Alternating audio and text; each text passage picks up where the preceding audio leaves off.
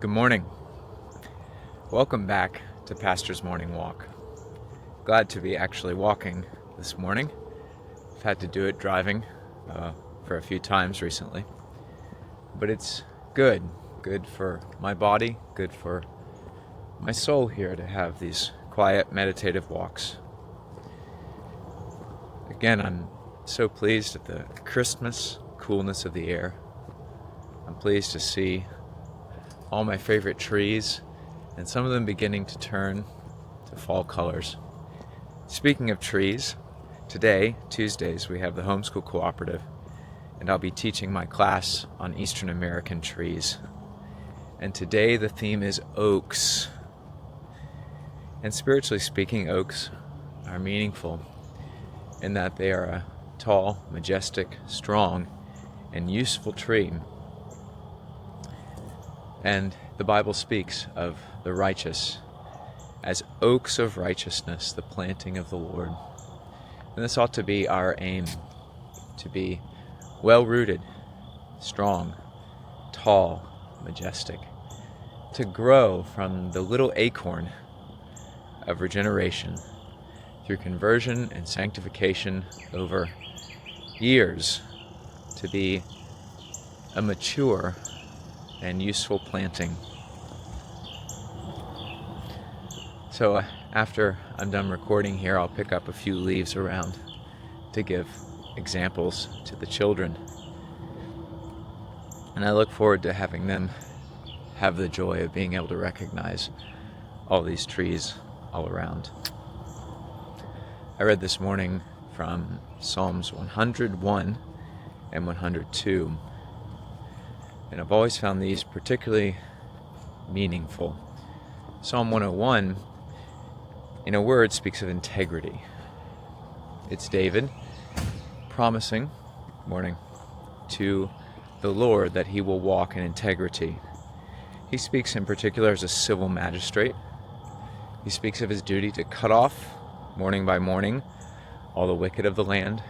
Oh, and would that our magistrates would do that, especially in this time of great lawlessness. But then also of a ruler of his home. He insists that only righteous men shall serve him. People who live and work in his home, they must be godly too. But he speaks also of his eyes. He'll set no wicked thing before his eyes. David learned, no doubt, in part by his hard experience of being foiled in temptation with Bathsheba, that he has to guard his eyes from sin. So this calls us to keep our castle pure. It starts with the castle of our own heart. We ought not let evil things in, especially through the gate of the eyes, wherein come so many temptations to sin. We ought, in the castle of our home, not let wickedness take a foothold. You may not have the option of employing servants in your house, but if you have a wife, if you have children, it is your duty, together with Joshua, to say and enforce that this household will be devoted to God. As for me and my house, we will serve the Lord. Insisting upon this in your teaching, your instruction, in the discipline of your children. It should be unthinkable to you that sin will gain a foothold in your house.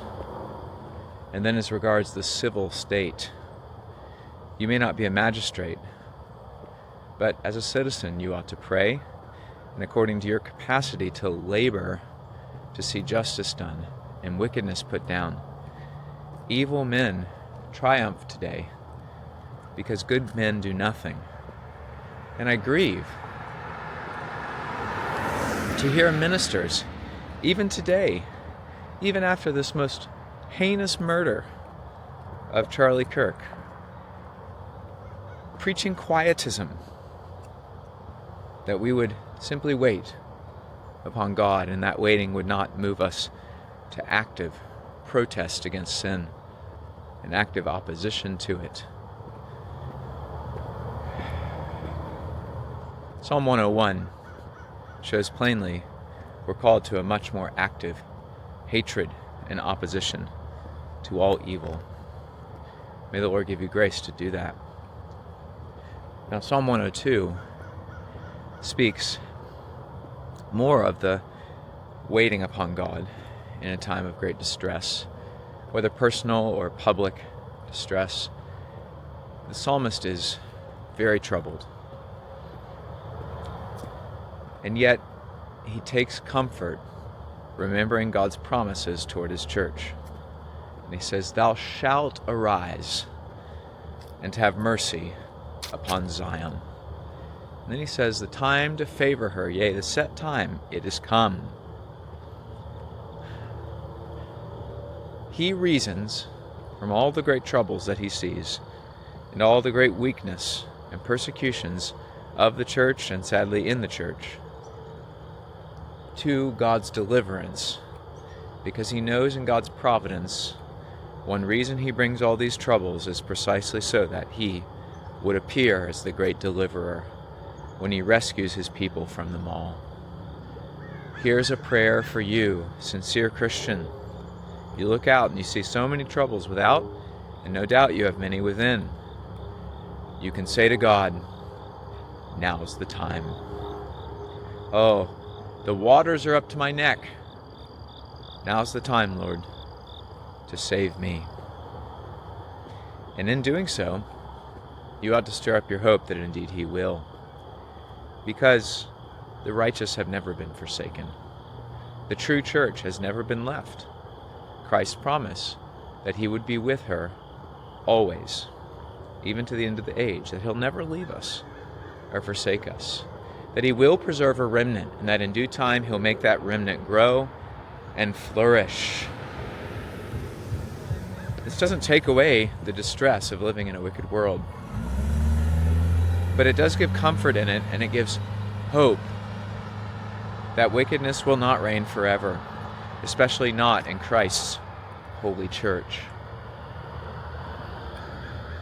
So take comfort, dear Christian, and pray for God to arise and have pity upon Zion, because he will.